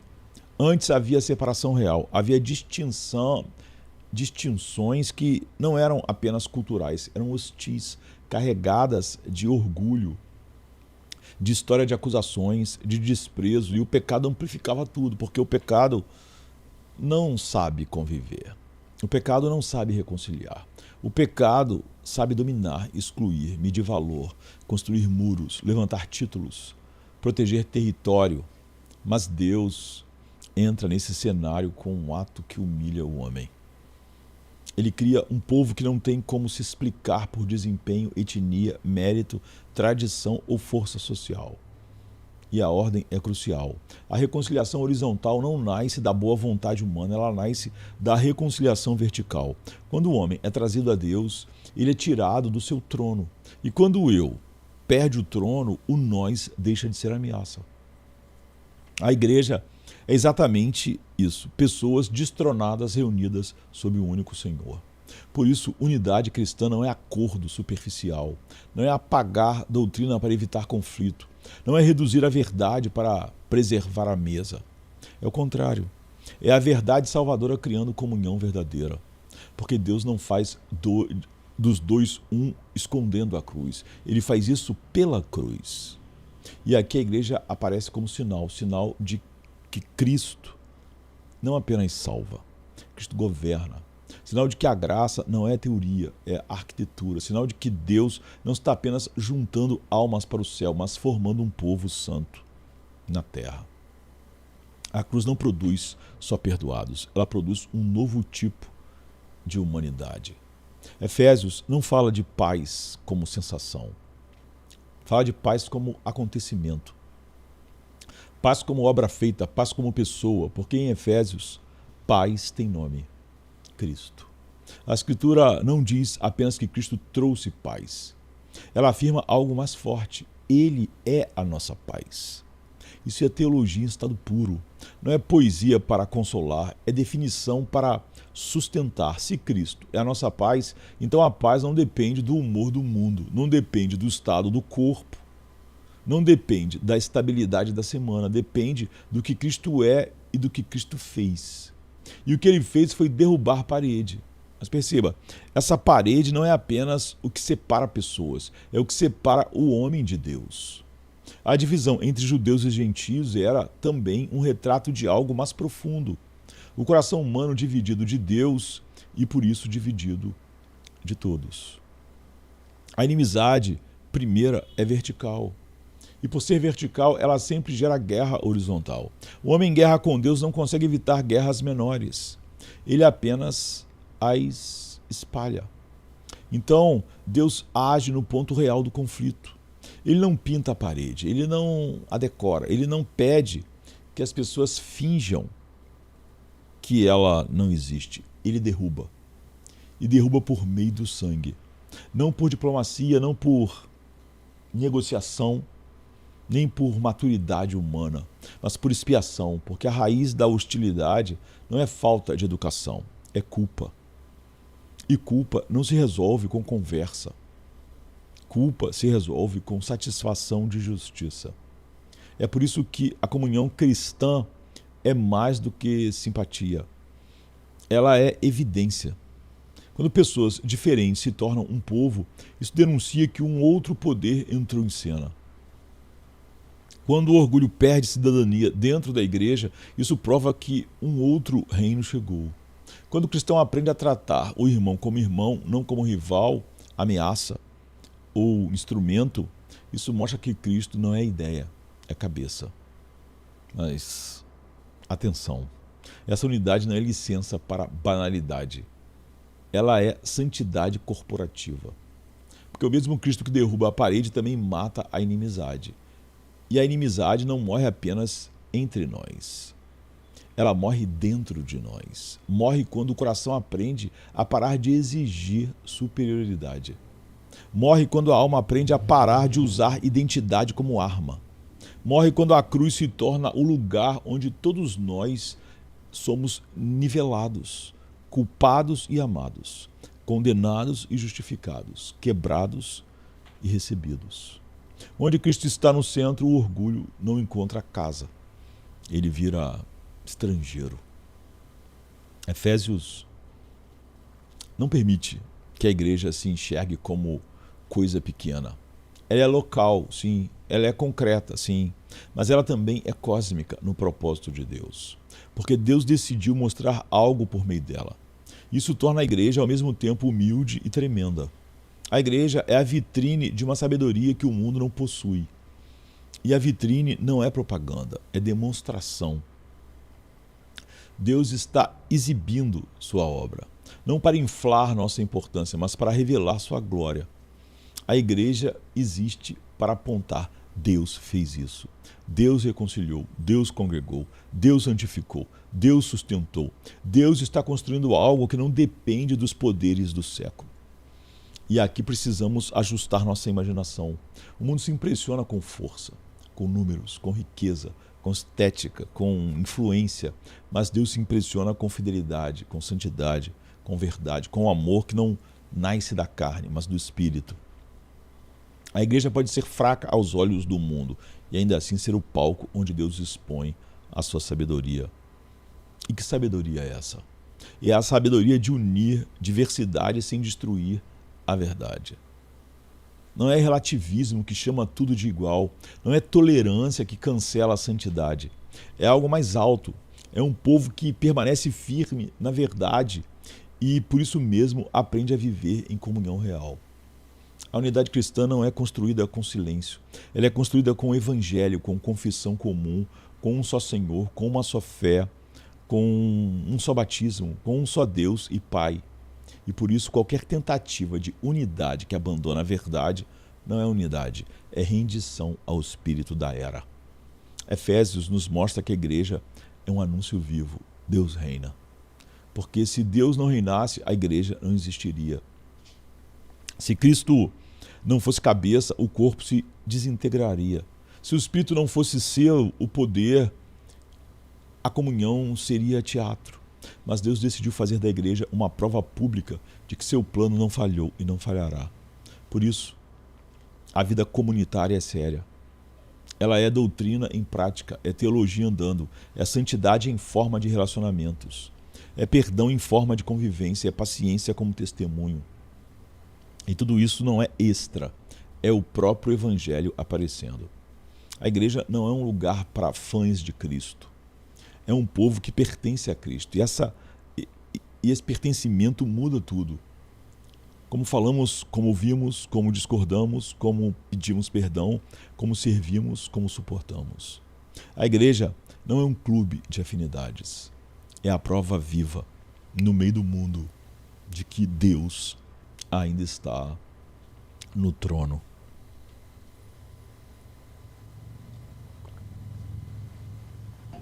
A grande crise do cristão, muitas vezes, não é a falta de esforço, é a falta de luz. Não é a ausência de atividade, é a ausência de visão. Porque a alma pode correr muito e correr para baixo. Pode servir muito e servir curvada. Pode lutar muito e lutar sem horizonte. Paulo sabe disso. Por isso, quando ele ora, ele não começa pedindo sensações melhores. Ele pede entendimento iluminado. Ele pede olhos abertos. Não olhos de carne, olhos de coração. Olhos que enxergam o que já foi dado em Cristo e que a ansiedade insiste em esconder. O desfalecimento nasce quando a esperança fica curta, quando o presente vira tudo, quando as pressões do dia ocupam o trono, quando o coração confunde o que sinto agora com o que Deus decidiu para sempre. Então o crente, mesmo salvo, vive como se estivesse à deriva.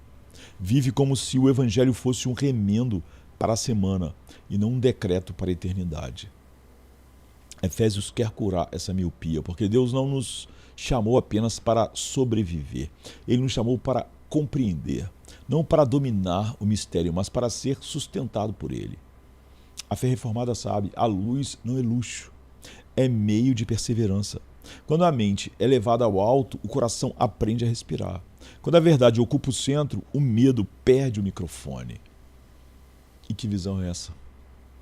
Qual é a esperança da vocação? Não uma esperança frágil, não uma esperança que depende de desempenho, mas a esperança que nasce do chamado soberano, chamado que cria o que ordena, chamado que tira do túmulo e coloca em Cristo. E por isso, esperança não é uma aposta, é uma consequência da vontade de Deus. E mais, quais são as riquezas da glória da herança? Note, riqueza, glória, herança. Nada de migalhas, nada de esmola espiritual. A ansiedade se alimenta de escassez imaginada. Efésios alimenta o coração com abundância revelada. Deus não te chamou para viver mendigando o sentido. Ele te chamou para andar como herdeiro. Sem essa luz, o crente reduz Deus ao tamanho do problema. Com essa luz, o crente aprende o contrário. Reduz o problema ao lugar dele, abaixo do trono. Muita ansiedade é apenas teologia pequena demais. Quando Paulo fala de entendimento iluminado, ele não fala de curiosidade acadêmica, ele fala de sobrevivência espiritual. Porque o cristianismo não é um conjunto de ideias bonitas para gente forte, é vida nova para gente morta. E se é vida nova, então a sustentação não pode vir do homem, tem que vir de Deus. Por isso Paulo avança. Qual é a suprema grandeza do seu poder para conosco, os que cremos? Veja a direção. Não é poder sobre nós como peso, é poder para conosco como socorro. Não é ameaça, é operação, é ação contínua, é forçativa, sustentando a fé, obediência, arrependimento e perseverança. O problema é que nós gostamos de imaginar a vida cristã como força humana turbinada, como um eu melhorado, como disciplina somada à inspiração, como ânimo somado a método. Mas Efésios não permite essa leitura. Efésios começa com Deus e continua em Deus e termina em Deus. Porque o mesmo evangelho que salva, sustenta, o mesmo Deus que chama, guarda, o mesmo Cristo que compra, conduz. E Paulo usa uma medida que destrói o nosso orgulho. Ele diz que o poder que opera em nós é o mesmo poder que ressuscitou Cristo dentre os mortos.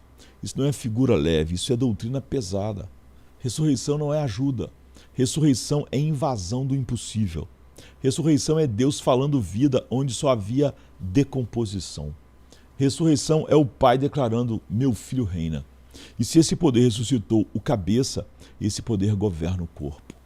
Então a perseverança não é heroísmo, é milagre sustentado. A santidade não é vaidade moral, é fruto de vida ressuscitada. A obediência não é moeda para comprar Deus, é resposta de quem foi alcançado por Deus. Isso muda a leitura do cansaço, muda a leitura da tentação, muda a leitura da fraqueza. Porque o crente não olha para dentro procurando reservas. Ele olha para cima reconhecendo a fonte. O cristão não diz, eu consigo, ele diz, ele opera. E essa operação não é ocasional, é vigorosa, é fiel, é pactual. É Cristo vivendo e reinando, aplicando a sua vitória no coração dos seus. A vida cristã não é uma prova para ver se você merece ficar. É um caminho onde Deus prova que Ele sustenta os que comprou. Você não vence porque é forte, você vence porque Ele é vivo. Depois de olhar para os céus, Efésios não nos deixa flutuando, ele nos devolve ao chão. Mas agora com eixo, agora com identidade, agora com um propósito, porque a altura não anula o cotidiano, a altura governa o cotidiano. É por isso que a carta caminha mais adiante para o portanto. A doutrina vira vida, a visão vira conduta, a eleição vira humildade, a graça vira santidade, a paz vira reconciliação. O plano cósmico vira passos pequenos, porém obedientes. E aqui está a ordem que o século odeia. Primeiro Deus diz quem você é. Depois Deus diz como você anda. Primeiro pertencimento, depois comportamento. Primeiro união com Cristo, depois imitação de Cristo. Quem inverte isso fabrica moralismo ou fabrica libertinagem. Mas o Evangelho não é nenhum dos dois. O Evangelho é vida nova que produz nova vida. Efésios não nos chama para uma ética de autopromoção. Não é seja bom para se sentir digno. É ande de modo digno da vocação que você recebeu. Vocação recebida, não comprada, não conquistada. Recebida pela vontade de Deus em Cristo, pela graça. E o que isso significa na prática? Significa que a santidade não é um projeto de estética espiritual, é lealdade ao Rei, é coerência com o novo reino, é viver como cidadão dos lugares celestiais sem negar a rua onde você pisa. É negar a mentira, é mortificar o pecado, é servir a igreja, é amar com paciência, é perdoar porque foi perdoado, é rejeitar a impureza porque você foi comprado, é abandonar a amargura porque Cristo derrubou paredes, é caminhar em luz porque você foi tirado das trevas. E tudo isso não é para melhorar o mundo como fim último.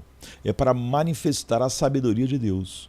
É para mostrar que a graça reina. É para tornar visível no corpo o que é verdadeiro no cabeça. A igreja então se torna sinal. Sinal do plano eterno, sinal do futuro chegando, sinal de que Cristo não é teoria, é Senhor. Se a doutrina não desce para a vida, ela não foi compreendida, foi colecionada. Se a verdade não produz reverência, arrependimento e obediência, ela não foi adorada, foi discutida. Efésios não nos convida para debate estéril. Efésios nos convida para uma vida à altura do Evangelho. A doutrina termina em vida, ou nunca foi doutrina, foi apenas opinião. Em Interestelar, há um momento em que a história força o olhar a subir. O drama humano é grande, mas não é o último. A dor é real, mas não é o centro. A urgência grita, mas não governa. O filme nos lembra de algo que o coração moderno esqueceu. Existe diferença entre estar dentro do acontecimento e ver o acontecimento de cima. Existe diferença entre correr no corredor estreito da necessidade e enxergar o edifício inteiro por fora, com sua estrutura, seu propósito, seu destino. Nós estamos acostumados ao chão. ao ruído, à reação, à opinião, à controvérsia que nos dá sensação de controle e por isso quase tudo vira pequeno. O evangelho vira técnica, a fé vira terapia, a igreja vira palco, o culto vira consumo, a Bíblia vira conteúdo. Efésios vem como um choque de gravidade. Ela não começa perguntando como você se sente, ela começa mostrando onde Deus está. E quando Deus está no início, o homem sai do trono. Essa carta tem um clima de altitude. Não é frieza, é soberania. Não é distância, é majestade. Paulo escreve como quem foi levado aos lugares celestiais e de lá aponta para baixo. Olhem, vejam, reparem. A salvação não é improviso, é conselho. E quando você percebe que a história tem autor, você para de chamar providência de acidente. O nosso século é viciado em microscópio. Examinadores, desejos, traumas, impulsos, tendências, tudo vira análise do eu. O problema é que o microscópio não dá horizonte. Ele aumenta detalhes e, ao aumentar detalhes, muitas vezes aumenta desespero. Efésios não nega o detalhe, mas coloca o detalhe dentro do plano. O chão dentro do céu, o tempo dentro da eternidade. A igreja dentro do propósito cósmico e o pecador dentro de Cristo. Por isso, antes de você entrar em toda a carta, faça um gesto simples. Pare de exigir que Deus caiba na sua cabeça. Pare de tratar mistério como ofensa. Pare de medir o infinito com régua humana. A mente não é tribunal para julgar Deus. A mente é lâmpada que precisa ser acesa por Ele. Efésios vai falar de glória, mistério e riquezas. Mas para ouvir isso, você precisa de postura. Você não lê Efésios como quem folheia um manual. Você lê como quem pisa em terra santa. E é aqui que o filme ajuda. Não como ilustração bonitinha, mas como aviso. Se você ficar preso ao ruído do momento, você perde o enredo. Se você ficar preso ao peso do agora, você perde a majestade do sempre. Efésios abre uma porta, não para um devaneio, para o trono.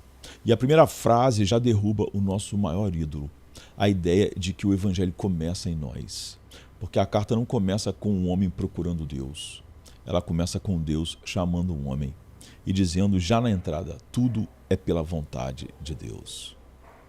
Em O Leão, o Feiticeiro e o Guarda-Roupa, o inverno não é só clima, é governo. É um tipo de reinado que parece absoluto, até que não é, porque há um rei. E quando o rei se aproxima, a estação muda. Efésios faz isso com a alma. Ela entra em você como anúncio de governo. E a primeira coisa que ela faz não é melhorar seu humor, é destronar seus ídolos. É quebrar a ilusão de que você é o centro. É devolver o coração ao eixo. Deus primeiro e acima de tudo.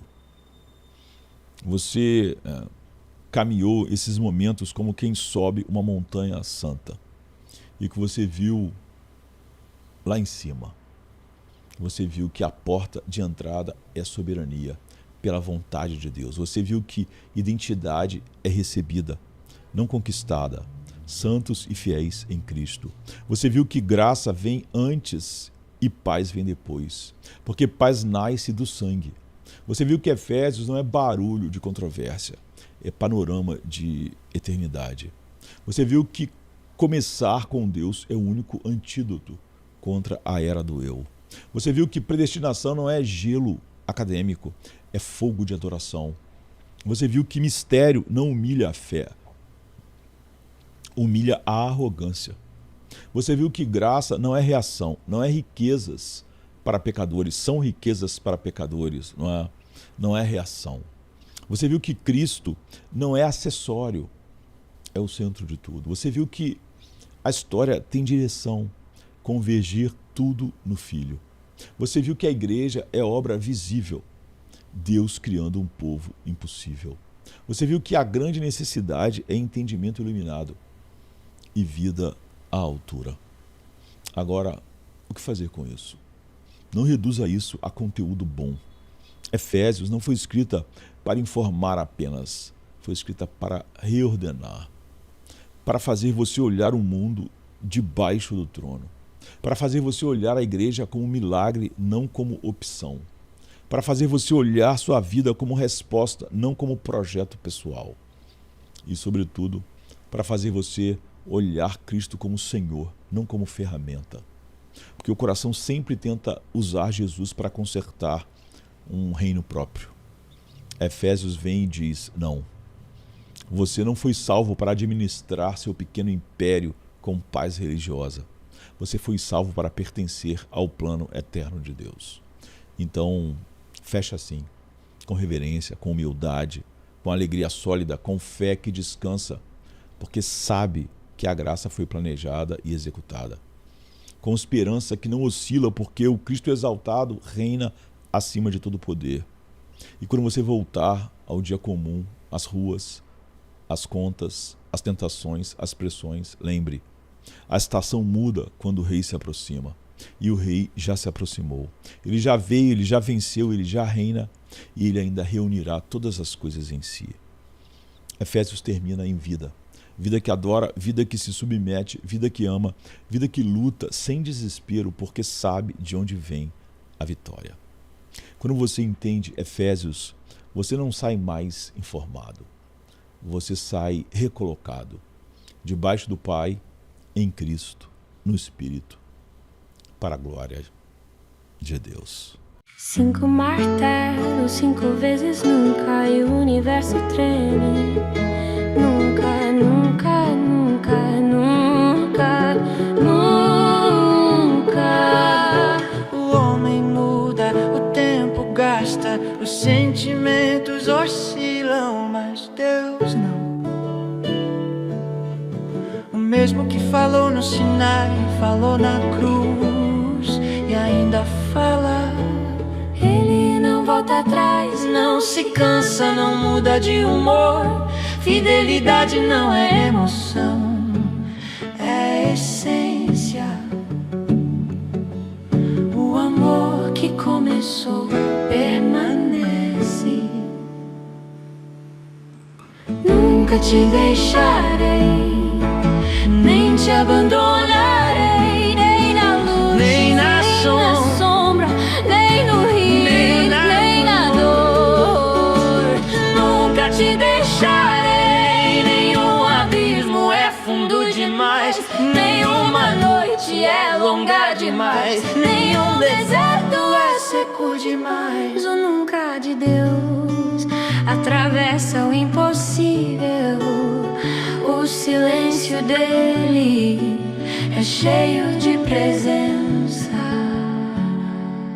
Ele é pai e um pai não abandona o filho, mesmo quando foge, mesmo quando nega, pode corrigir, mas não solta.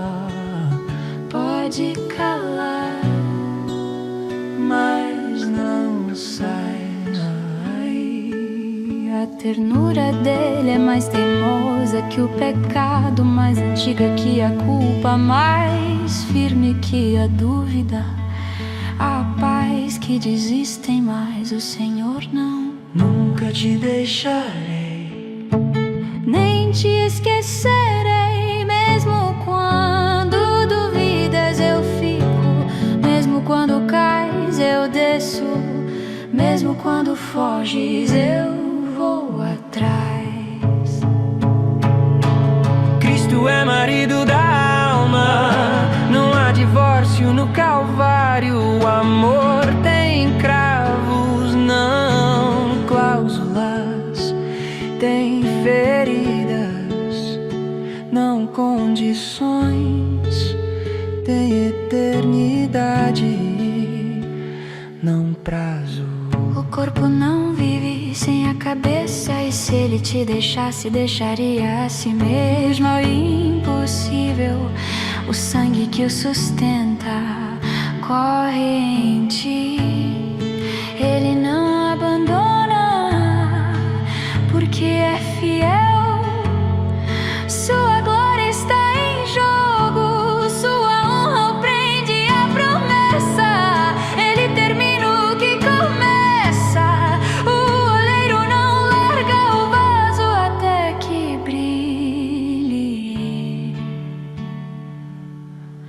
vezes parece que se foi. O céu em silêncio, a oração perdida, mas o jardineiro trabalha no escuro, regando o invisível, fazendo nascer o que não se vê. Nunca te deixarei, nem no vale, nem na cova, nem no fogo. Nunca te deixarei, mesmo quando tudo cai, eu fico de pé contigo. Deus é Emmanuel, Deus conosco. Sua presença é o próprio nome.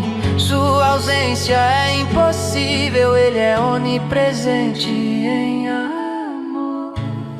Ele não te deixa no pecado, te persegue com graça, não te abandona no medo, te abraça em promessa, não te rejeita na queda, te levanta com feridas, a graça tem pés e vem atrás de ti. Na cruz ele selou nunca, não ficou nada pendente, o abandono foi trocado por presença eterna. O Pai se calou.